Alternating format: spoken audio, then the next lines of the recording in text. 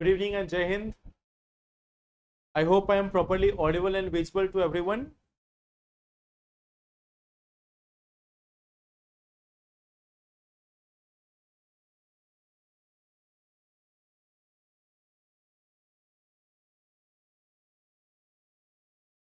Good evening. So,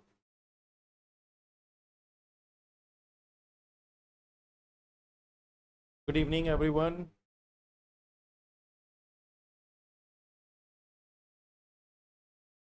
So, I hope all of you are doing well.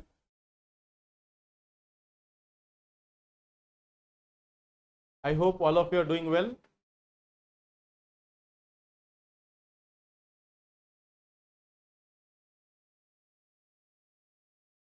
Now, in this week, we have started this answer writing session also, and I think many of you have written answers there as well. So that is one program which we have initiated in this week. At the same time, we are also going with that revision part of for the prelims as well. So we are doing two things simultaneously. On one hand, we are having this revision of prelims. We are starting with this science tech related current affairs mainly. In the current affairs, what you will find that the majority of the questions are going to come from science and technology, environment, and economy. Some questions will be there from international relations also, mapping also. So we are trying to cover all these segments in this session of current affair, and then we are also having that answer writing session. Okay. So yes, through these sessions, I think it is going to be helpful for you. It is going to help you in the examination, both prelims as well as mains. In today's session, again, we are going to discuss some of the topics with respect to prelims also, some mains also. Like one of the topic is 10 years of polio eradication in India. So this is one prelims related aspect, although some comprehensive coverage of this topic will be there about polio also. Second topic is UNFCCC COP29, and there is one thing, fossil fuel non-proliferation treaty. So we will try to understand that what is this fossil fuel non-proliferation treaty. We will try to understand about that also. The third thing which we are going to see is undertrials in prisons.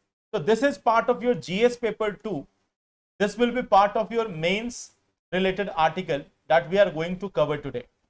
And then we will also talk about one place which is there in the news. There is also a place in news, that is Guyana. Okay. So these are the areas which we are going to, these are the topics which we are going to see in today's session. But before going into that, let us also see some of the questions. Like I told you last day that we will have discussion over some science related question, science tech related question related to March 2024 in today's session. Okay, so let's see some of the topics from there. The first question which you can see here, which of the following statement is not correct with respect to dry ice? Which of the following statement is not correct with respect to dry ice? The first one is saying it is used as a refrigerant during shipping of perishable products such as meats or ice cream. Consumption of dry ice has no impact on health as it is made up of carbon dioxide only. Third thing is dry ice is categorized as a lethal substance according to Food Safety and Standard Authority of India. Fourth is it can transition straight from a solid to a gas without going through a liquid phase. Without going through a liquid phase. So tell me about this one, that what would be the correct answer here? We have this one question with respect to dry ice. So what will be the correct answer here? See, this dry ice was there in the news. Dry ice was there in the news in month of March 2024.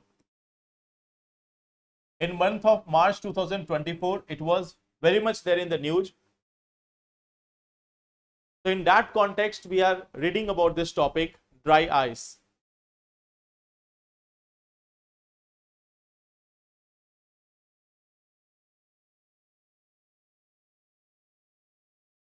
So some answers are coming as option B, a few answer as option A also. See, what we are trying to do through these articles, we are trying to, or through these questions, we are trying to cover the important dimensions with respect to topics.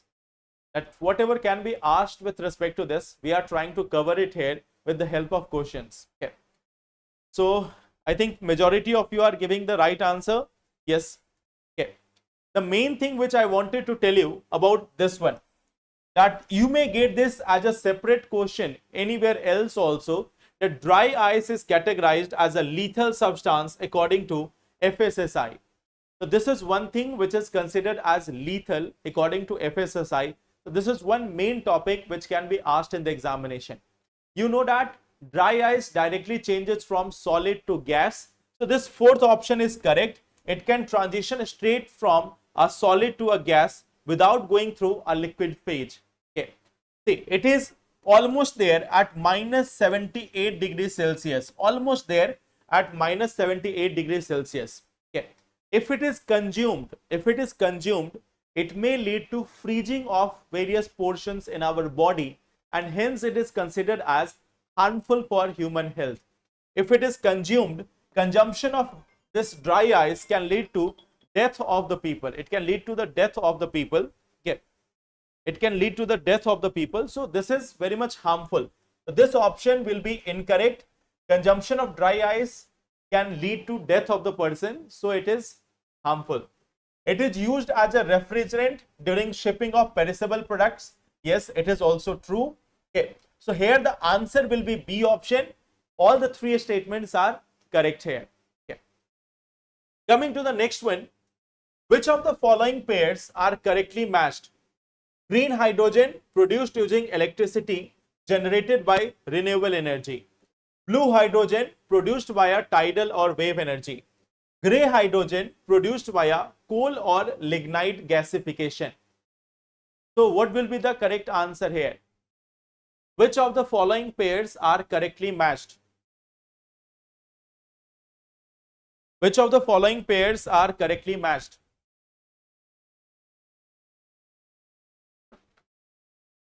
Question number 2.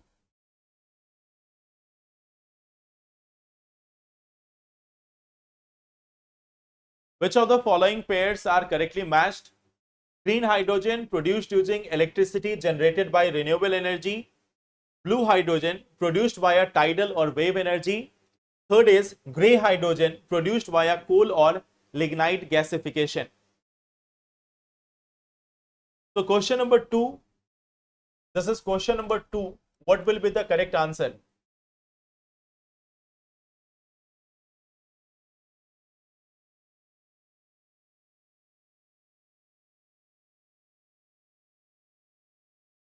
Okay, so here a few answers are coming as C option also, A also, B also, D also.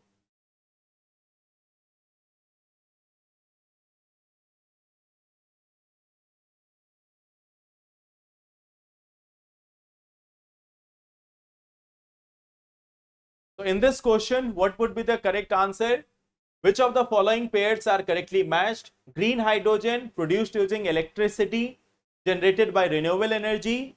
Second is blue hydrogen produced via tidal or wave energy. Third is grey hydrogen produced via coal or lignite gasification.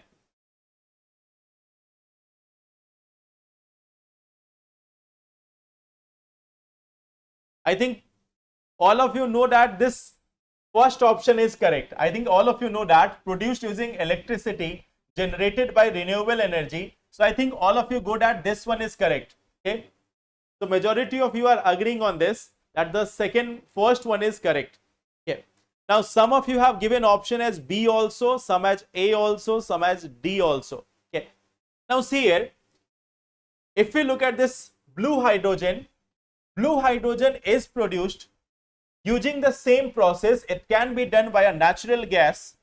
It can be done via natural gas or any other fossil fuel, any other fossil, plus carbon capture and storage, plus carbon capture and storage.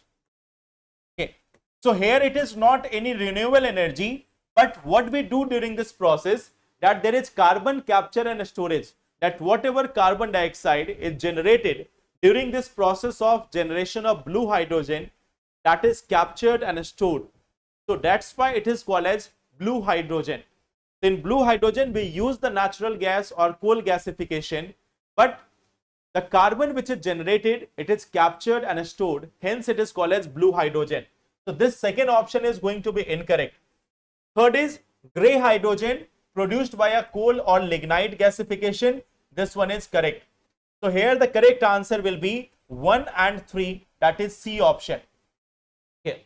C option will be the correct one. Blue hydrogen is not done via tidal or wave energy. You might get confused with respect to one thing. There is one thing called as blue carbon. So blue carbon is carbon present in marine ecosystem. In marine ecosystem. So that is called as blue carbon. But this blue hydrogen is different. Blue hydrogen is hydrogen produced using the natural gas or coal gasification, but we have carbon capture and storage under this. Okay. So here the answer is C option 1 and 3. The next question is question number 3. Yes, this is question number 3. The term biosimilars refer to. The term biosimilars refer to. First is different type of species having same evolutionary cycle and pattern. Organism which have almost similar genetic sequence as that of humans. Biological medicines that are similar to another biological medicine that has already been approved. And fourth one is new species designed in lab with the help of gene editing having characteristics similar to that of naturally occurring microbes. So here you have 4 options, different type like biosimilars. What are biosimilars that you have to tell? Question number 3.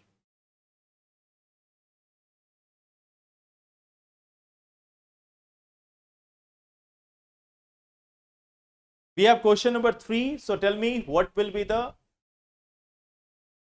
correct answer here.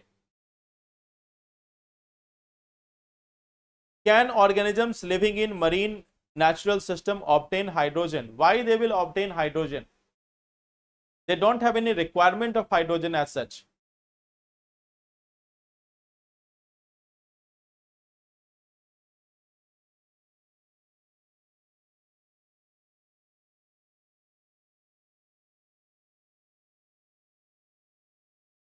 Question number 3, I think people are going for option C.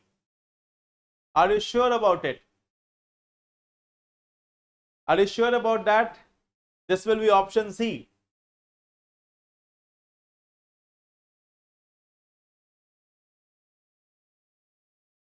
Question number C.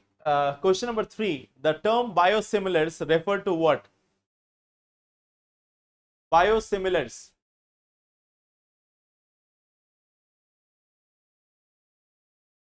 Don't know, but D is so long that it cannot be right. Okay.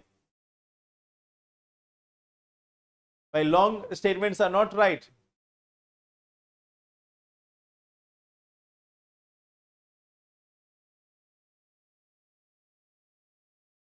So in this question, yes, of course, the answer is C option. It is a biological medicine that are similar to another biological medicine that has already been approved. So some biosimilars were approved. Some biosimilars were approved during this month of March 2024. So this is one term which was there in the news, and they can ask you about this. So biosimilars are biological medicines that are similar to another biological medicine that has already been approved. So here, of course, the answer is C option. Okay. Now, coming to this question, Question number 4. Question number 4. Which of the following pairs are correctly matched? First one is silver nitrate, indelible ink. Rhodamine B, food coloring agent. Tartrazine, cosmetics. So these type of questions have been asked in UPSC in the past also. They have given you different chemicals and where they are being used. So this is one thing. Which of the following pairs are correctly matched? All these three chemicals were there in the news in the last in this year 2024. So question number 4, what will be the correct answer?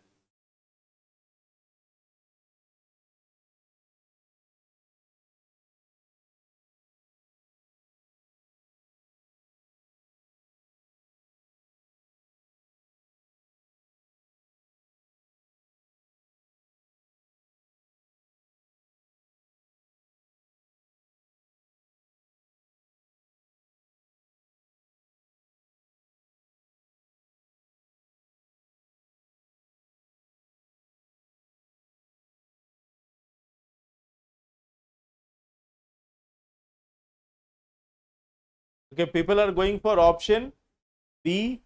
Okay.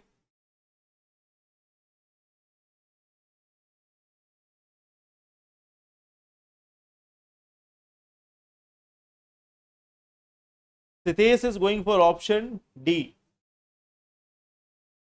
A, B and I think D. Okay. See, if we look at this, rhodamine B, it has been quite famous, especially with respect to cotton candy or Manchurian. Okay, it has been quite famous, especially in Karnataka, that in cotton candy and Manchurian, there was use of this rhodamine B, and it is banned in India for its consumption. We have seen a question with respect to that in past also. Similarly, if we talk about the tartrazine, it is also giving the yellowish color. It is giving the yellowish color to the food items. So it is also used in food. It is also used in food. It is used in cosmetics also and medicines as well. It is used in food, cosmetics and medicines. So this option is also correct. This option is also correct. Now coming to the next part, silver nitrate. Yes, it is used as an indelible ink. The voters ink which is there. Voters ink.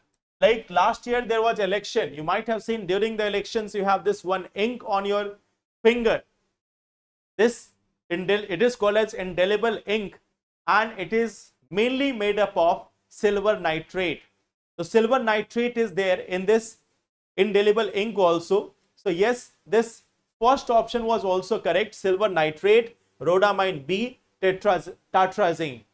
So these all were there in the news. The answer will be fourth option, 1, 2 and 3. Okay. Coming to the next question, consider the following statements with respect to Global Seed Vault. It is an initiative of Food and Agricultural Organization. Second is saying Global Seed Vault is situated near the Indian observatories in Antarctica. The seeds are stored at absolute zero temperature to ensure their optimal storage. So here we have, yes, silver nitrate is used in the ink. Yes, rhodamine was there. Rhodamine was being used in making of cotton candies and Manchurians, everything. Okay, so multiple samples were taken from different restaurants, different places. Then its use was banned. Even it has been banned by FSSI. But despite that, there was use of rhodamine B.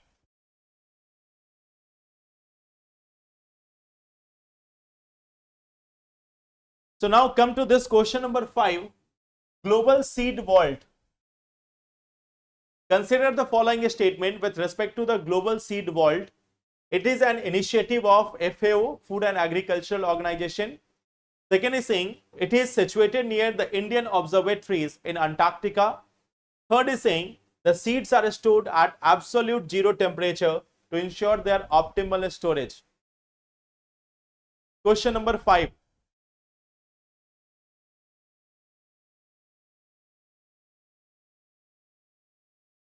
What will be the correct answer?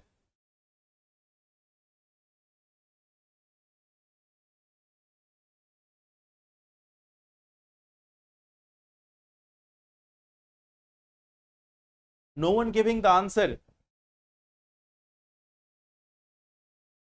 You have to guess one. Okay, one answer.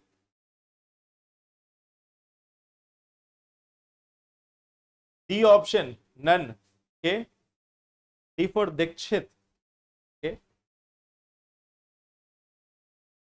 A option, C option, and D option. B is remaining. Anyone with B option? Anyone going for option B?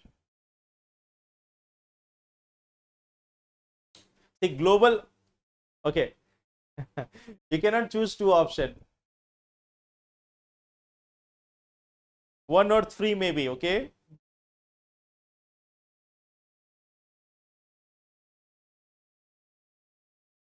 Skip this question, okay, that is also fine.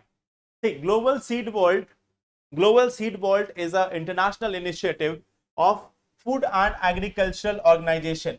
So this statement is correct. It is a special UN agency. You know that this is a special UN agency, FAO, and this has started this Global Seed Vault.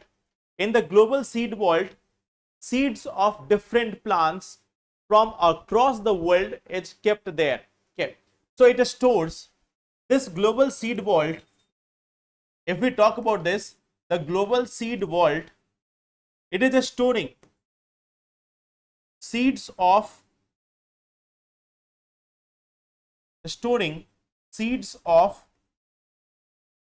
different plants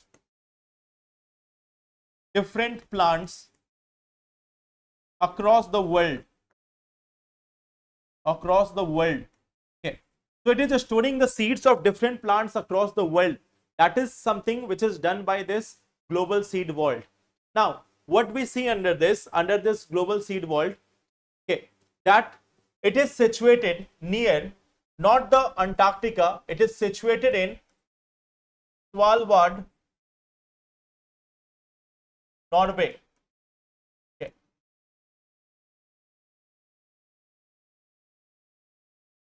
Sorry, I'm not sure. It's Norway. Just write Svalbard. Okay. Perhaps it is a Norwegian archipelago. Okay. Yes, Norway only. Okay. Norway. In Svalbard, Norway.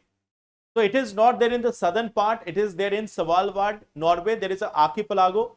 The small island type area. Okay. So there you will find that we have this Global Seed Vault. Okay. Third thing is, the seeds are not stored at absolute zero. They are stored at minus 18 degrees Celsius. Absolute zero means like 0 Kelvin. Absolute zero is 0 Kelvin, minus 273 degrees Celsius. So no, absolute zero is minus 273. There we are not storing it. We are storing it at minus 18 degrees Celsius for their optimal storage in this Global Seed Vault. Okay. So this is one thing which we can see as part of the Global Seed Vault. Task for you. Okay. You have a task also. Where is the Indian Seed Vault located? Okay. Indian Seed Bank or Indian Seed Vault, where it is located, you have to find out that also. Okay. We have a Indian Seed Bank also. Okay. So you have to find out where it is located. That is also an important part. Okay. So you have to know about this also. Okay.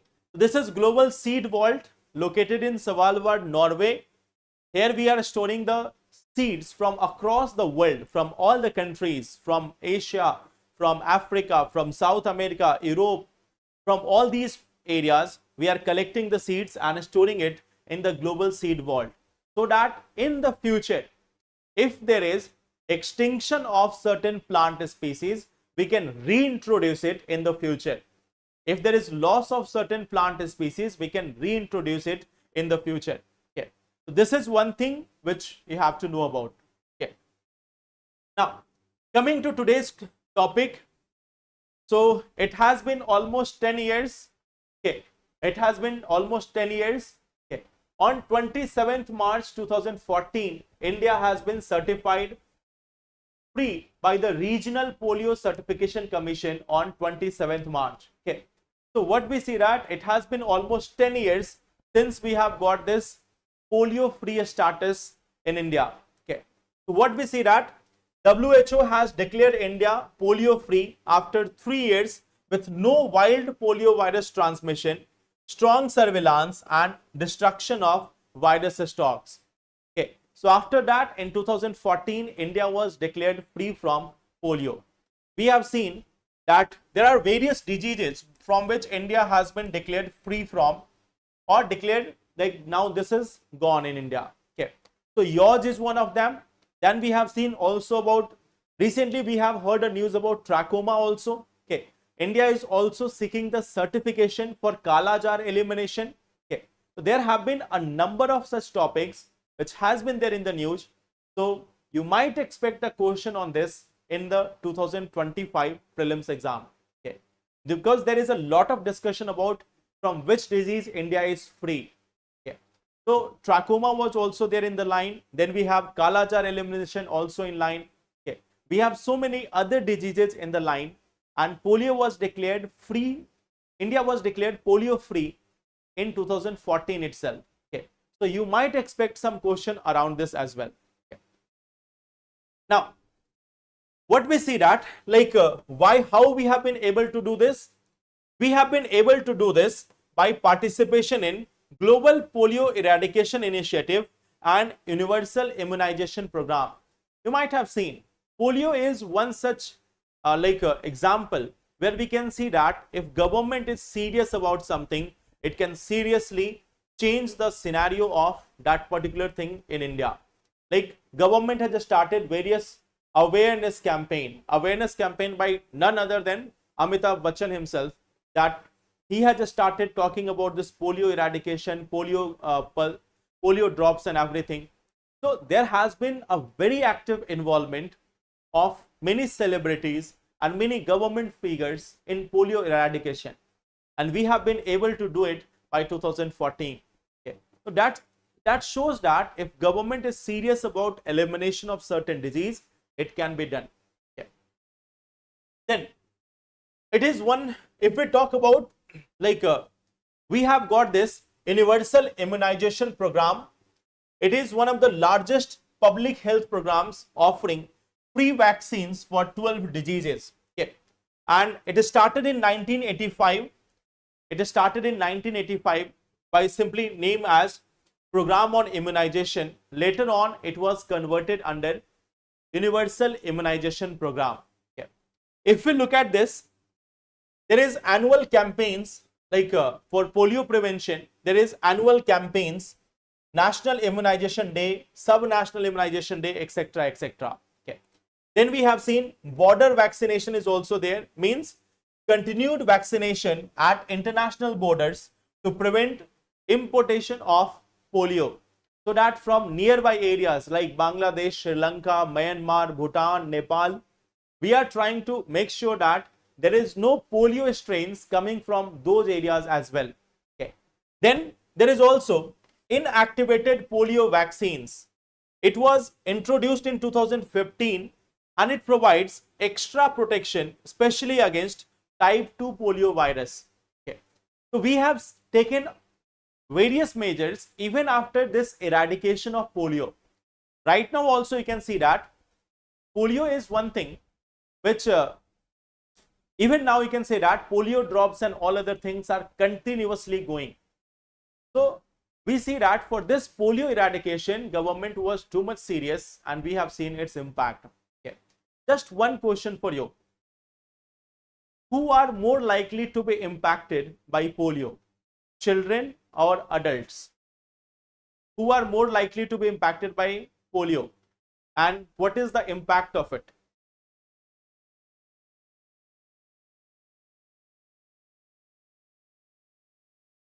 What is the impact of it and who are more likely to be impacted by polio?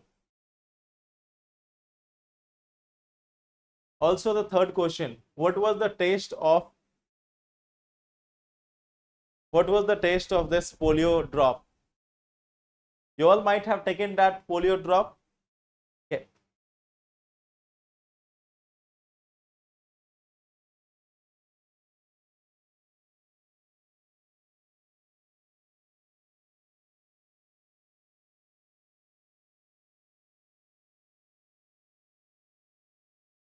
So tell me this part, who are more likely to be impacted? Children. Yes. So children are more likely to be impacted. Children under the age of 5 years, they are more likely to be impacted by this. They are more likely to be impacted by this polio disease. Okay. At the same time, like there is also this mission Indradhanush. It was launched in 2014. Okay. So it aims to increase immunization coverage to 90%, especially in hard reach or remote areas. Okay. Ma'am, how do I seem ma'am to you? You have written the same comment 10 times. Just wait for it. If you want the answer, just wait for it. I will discuss it at the end of it. But it's for ma'am. There is no ma'am here. Okay. Now, coming to the next part, like there is one thing, fossil fuel non-proliferation treaty. Fossil fuel non-proliferation treaty.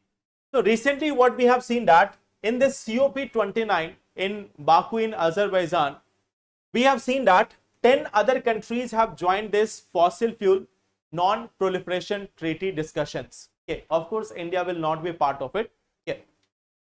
Now what we see that like this fossil fuel non-proliferation treaty, it is something which was conceptualized in 2016 and it was officially launched in 2019. If we look at this, who are the parties to this? There are civil society members, research organizations, Nobel laureates, and even government and others. So this is a multi-stakeholder platform. It is a multi-stakeholder platform. Various governments, various organizations, various eminent personalities, they are part of this fossil fuel non-proliferation treaty. Like we have the nuclear non-proliferation treaty, in same manner they are talking about fossil fuel. Okay. So if we talk about this, what is their aim? They want to promote this global collaboration to halt new fossil fuel production. Means they want that, like suppose you have extracted something, let it stop there. If you have extracted something, let that be the final one. Do not explore any new such petrol field or any such petrol or gas mine, gas field or anything like that. Do not go for exploration of new coal fields. Okay. So they want to ensure that there is global collaboration to halt new fossil fuel production, coal, oil or gas. Okay. Second thing is fair phase out. Now they are also saying that the developed countries can lead in closing the fossil fuel facilities based on historical emissions and capabilities. Okay. They are not saying that all can do at once. They are saying that it should first start from the developed nations. They have historically used the fossil fuels, so they should be the first one to phase out this fossil fuels. Third is just transition. They say that you can accelerate renewable energy deployment and provide economic support for impacted workers and communities. Okay. So they are again seeing this part. This is very important, that they are saying that it's not that if you are like shutting down the coal power plant, so there may be impact on those people who are laborers in those coal power plant. So what this FFNPT is saying, that you have to also make plans for their rehabilitation, so that they get some job, they get some like support after you close down the coal power plants or let us say fossil fuels or anything like that. Okay. So this is one thing. Okay. So this is one small part, fossil fuel non-proliferation treaty. It is a multi-stakeholder initiative that was launched in 2016. It is going conceptualized in 2016, then it became official in 2019, and what we see that it is talking about phase out of fossil fuels at global level. Okay, so this is not a UN led initiative, this is not a United Nations led initiative, it is an initiative of civil society workers, prominent personalities like Nobel laureates and all. It is not a country led initiative, it is a civil society led initiative for fossil fuel phase out. Okay, so this is one thing which you have to understand in this fossil fuel non-proliferation treaty. Okay. Now coming to one editorial, okay, coming to this one editorial, the long fight for accessibility and dignity in the Indian prisons. Okay.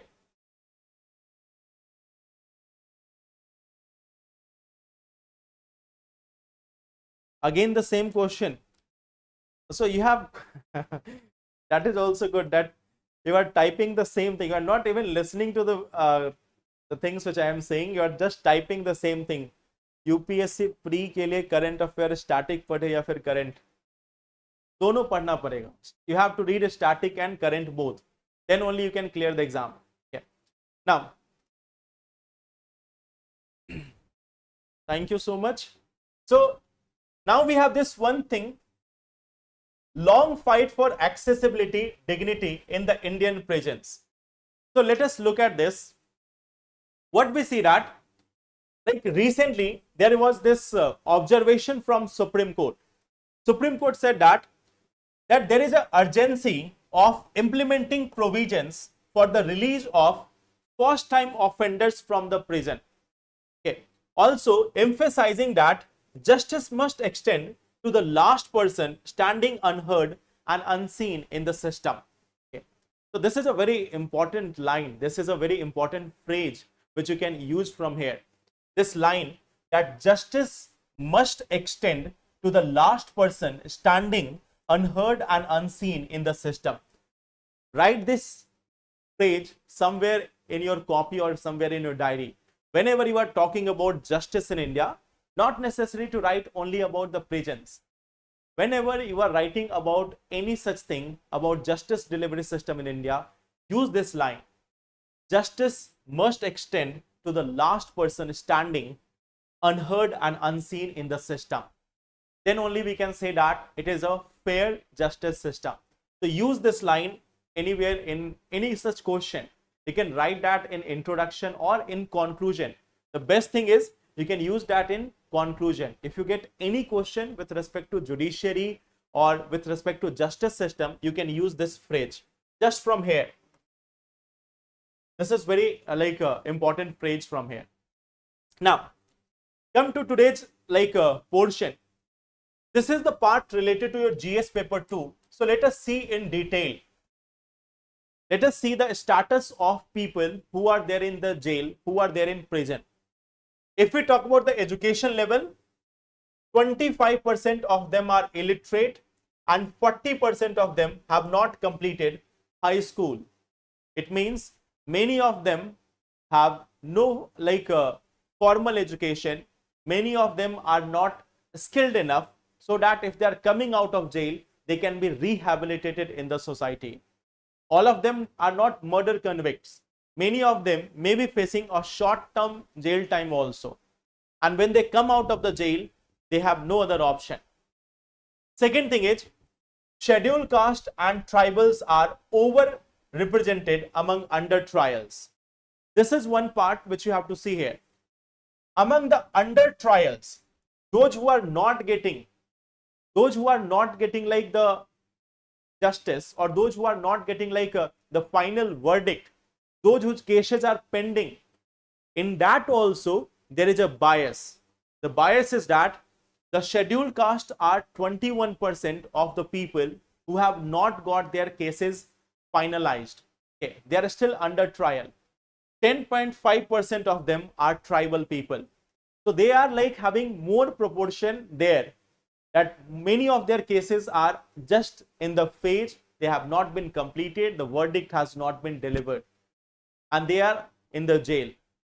Then what we see that 29.1% of under trials have been in prison over a year. Means almost 1/3 of the people have been in jail for 1 year, but their judgment has not been given yet. Their judgment has not been given yet. So like this process is going on for quite a long time. Suppose after 1 year, there is no such like a case against them, there is no such evidence against them. So what about their life of 1 year? They have been kept in jail for 1 year without any evidence. Suppose that if case is not like if there is no such proof against them, if they are not guilty, and still they are kept under jail for more than 1 year, that is huge injustice towards them. Okay. Then we see that around 4.7 crore cases are pending in India, and about 87.4% of them in the subordinate courts. Whenever we talk about judiciary, it is often said. Now, see this one part. When we are talking about judiciary, and you will find a common thing that it is said in India that High Courts and Supreme Court have adopted a collegium system. So there is lack of transparency, and due to that lack of transparency, there is pendency of cases. But see here one thing, around 87.4% of cases are pending in subordinate courts, those courts where recruitment is done by the state government. This recruitment is done by state government. There is various exams of Judicial Commission. There are various judiciary related exams. People are selected from there. They go in the subordinate courts. And there we see that 87% cases are pending there. It is not pending in High Court. It is not pending in Supreme Court. It is pending in those cases, in those courts, subordinate courts. Okay. So there we have the huge backlog. Then in the case of states, it is like if we talk about the under trials, what you see that in Bihar, out of the total people in jail, like 89.1% are under trials. In West Bengal, 87.6%. In Odisha, 87.3%. Those people who are there in the jail, out of them, these many people are under trial. These many people are under trial, means they have not been given any final judgment. They have not been convicted. Some of them might be not guilty. Some of them might be guilty also. But right now what we see that around 90%, 85 to 90% in these three states are under trials. Okay. Prison overcrowding. Occupancy rate at 130%. Okay. Occupancy rate at 130%. So suppose that if you have the place for 100 people in the prison, you are having 130 people. In some states, Uttarakhand, the number is 185. So you have place for 100 people, but you are having 180 prisoners. In Uttar Pradesh, you are having 184 prisoners in a space where you can have maximum of 100 prisoners.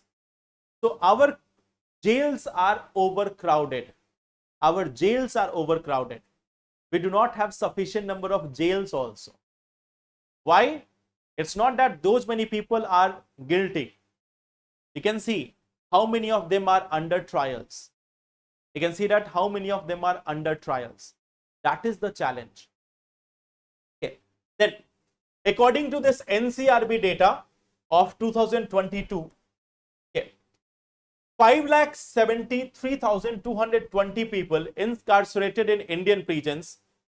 4,34,000 are under trials, against whom cases are still pending. So if 5,73,000 people have been sent to jail, have been imprisoned, out of them around 4,34,000 are under trials. So year on year basis also you can see only a few convicted people are going in jail. Much of them or many of them are simply under trials. Many of them are under trials. Okay. Then 75.8%, you can see 75.8% of the prisoners in 2022 were under trials. Means they have not been convicted yet, still they are kept under jail. Okay. They are put behind the bar. Now, what is the cause for this? What is the cause for this? Of course, judicial backlog. It is one of the major factors. We have seen the pendency of cases. What we see that low judge to population ratio. Per 1 million population, per 10 lakh people, we have just 21 judges. Okay. And then at the same time, there is a huge vacancy also. And then we have inadequate infrastructure also. If you have gone to any subordinate court, not in Delhi, not in Gurgaon. If you go in Gurgaon, you will in Gurgaon, if you go to the city court, you might also wonder that why to go in any other place. We can come to the court daily. It is built in such a good manner. It has got so good infrastructure that if you visit there, you might think that let us have a few more cases. We can come here often. Okay. So that was only a joke. Okay. Now they have got this very bad infrastructure also, very poor infrastructure also. The fans are of the British times. Okay. The infrastructure is also of British times. Okay. There may not be suitable number of there might not be that much space also to accommodate the number of people who are coming with their cases. Okay. That is one challenge. Second thing is, many under trials are poor, marginalized, lack resources for bail or legal aid. Getting a bail is very much tough. Many people are not able to get the bail because the bail amount which is there, it is quite the bail amount which they have to give there, it is also quite much high. And in that case, they are not able to avail the bail as well.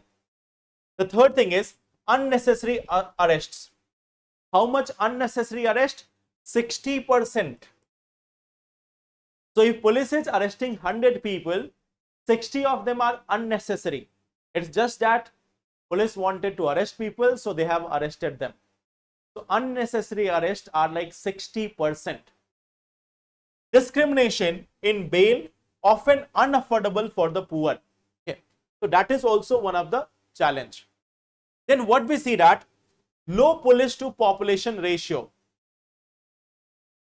Like in India, we need to have at least 222 police personnel per lakh population. But we are having just 137. We are just having 137 as compared to 222 police officers which are required per lakh population. Okay. So these all factors are leading to investigation delays, arrest and bail issues, socio-economic factors and judicial backlogs. So they are the reasons for high under trial numbers in India. Okay. They are the reasons why. Rather giving bail, we must focus on curtailing the number of cases. No, cases cannot be curtailed. Cases cannot be curtailed. Like people will fight among themselves. You cannot ask people not to fight. So we can do another thing. And if you say this, that reduce the number of cases, what about the advocates? How they will get the money? If there is any advocate in this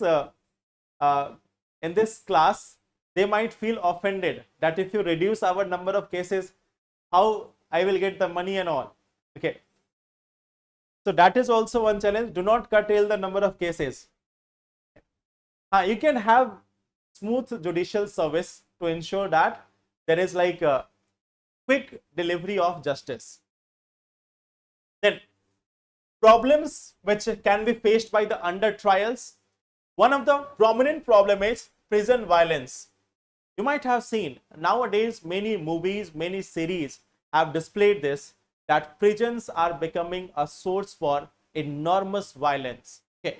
So vulnerable to group violence and riots which is happening within the prison. In prison, if you are going there, you again need a support system, or you again need support of many people. That is also a challenge. Then there is criminalization also. Okay. So it has happened many a times. Acha, you are also LLB student. So you are like humming your own profession. You are humming your own profession. Now see, if we look at the criminalization, see what is happening. If a person is going to the prison as a common thief, as a common person who have stolen something, sometimes police are also like taking those people to jail. So suppose some people have like done a little bit of a stealing or some little bit smaller crimes, petty crimes. Then they are sent to jail. When they come out of the jail, they evolve as a like seasoned criminal. Why? They have been exposed to other criminals which have been there in the jail. Okay. So what we see that lack of prisoner classification leads to exposure to hardened criminals. First they went as simple thief or simple like they might have gone in some petty crimes. When they came from there, they have graduated in criminalism. Okay. Then health issue. Overcrowding causes inadequate health and sanitation also. That is a challenge. Mental health impact. Okay. Of course, you know that the mental distress. Okay. In prisons, you are not having that support and everything. So mental distress can also be there. Then we have this drug abuse also. Okay. We have seen that prisons, which are supposed to be one such place, which is guarded and everything, there also there is high exposure to drug abuse. That is also one of the challenge. Okay. Then impact on family also, financially also, socially also. Suppose that there is one person, he has not done any such crime, but there were some evidence against him. Someone has planted evidence against them. So they have been sent to jail. Now, if a person has been sent to jail, even if he is not guilty, you know that in our society, what is the perception? Even if police comes to your home, even if a police personnel or a police vehicle comes to your home, there is a general perception among the society members that something might be fishy, something might be fishy. Okay. So that social and financial impact is also there on the family. So these are some of the challenges faced by the under trials as well as their family members. Okay. Now, so recommendations. What is recommendation? There is one thing: prisoner-centric reform, open jails for under trials, compensation for unjust detention, and rehabilitation. There is concept of open jail also. Open jail means like there you have some more freedom. Okay. Open jails are like there you have more freedom. You are not kept behind the bars. Okay. So that is the concept of open jail. But you have to live within an area. You cannot leave the city and all. So that is the concept of open jail. Okay. Compensation for unjust detention. If government makes a law for this, if government is making a law for this, compensation for unjust detention, you will find that in many cases there will be less number of under trials behind the bar. Okay. And if police is made responsible for this, that if due to your mistake there are some people who do not have done any crime and they have spent huge amount of time in jail, then you will be the one responsible to pay out. If they make any law for this, you will see that automatically the number will come down. Okay. Then government action, we can have a bail law. Okay. Many a times Supreme Court has said this, that bail is the norm, jail is exception.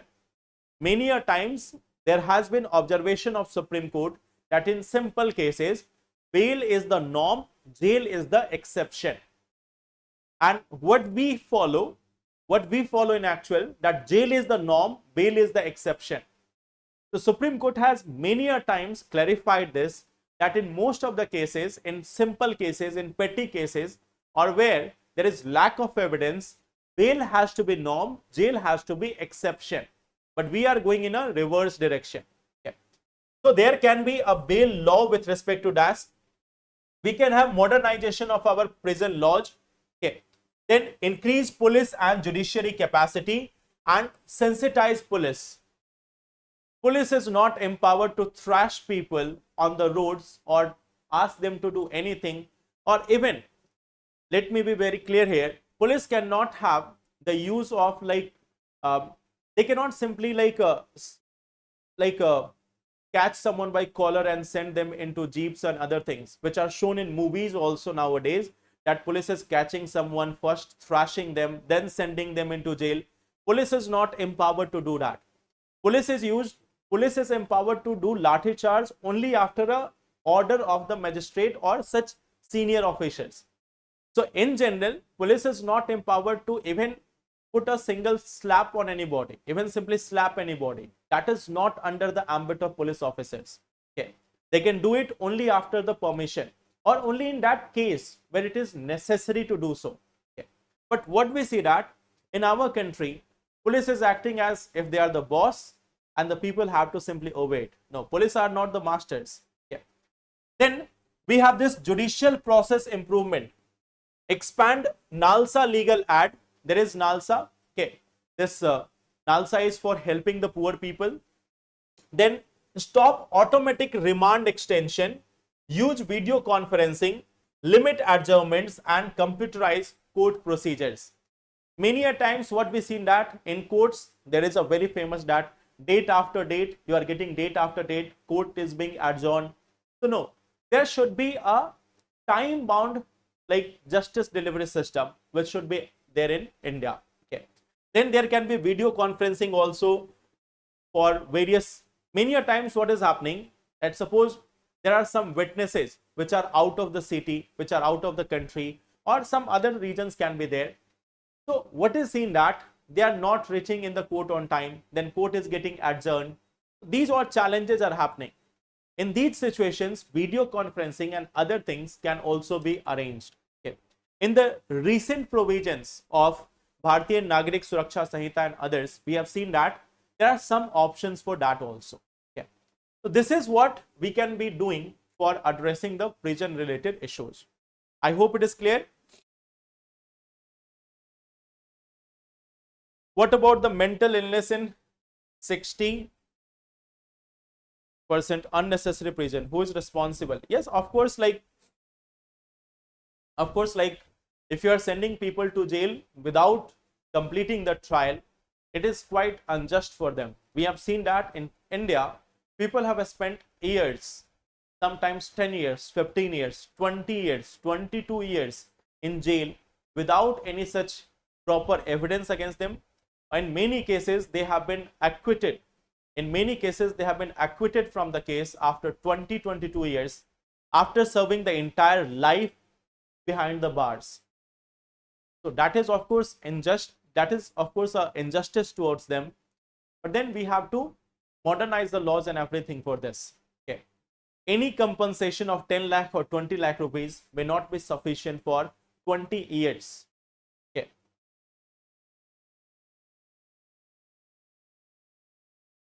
Kritika, in which batch you are there?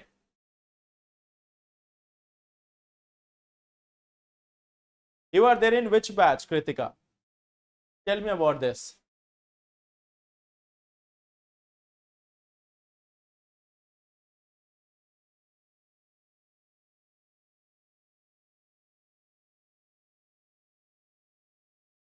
See, one last topic, one location which we have got, and that location is we are trying to have our better relations with Guyana also, and you can see this. This is the country. This is the country Guyana. On this side we have Venezuela. Here we have Suriname. Here we have Brazil. So this country is there in South America. Just one location which we have to see. Not very much important. It was there in the news. That's why we have discussed this. Okay. 2026 English medium. Okay, I will ask about it because in many of the batches, current affair classes is already going on. It was there on last Friday also, last Saturday also. This Saturday also we are going to have class. Okay. So thank you everyone. Let's meet tomorrow and then we will discuss the remaining things. Okay. So this is one thing, like this one topic was related to mains, other with respect to prelims. Okay.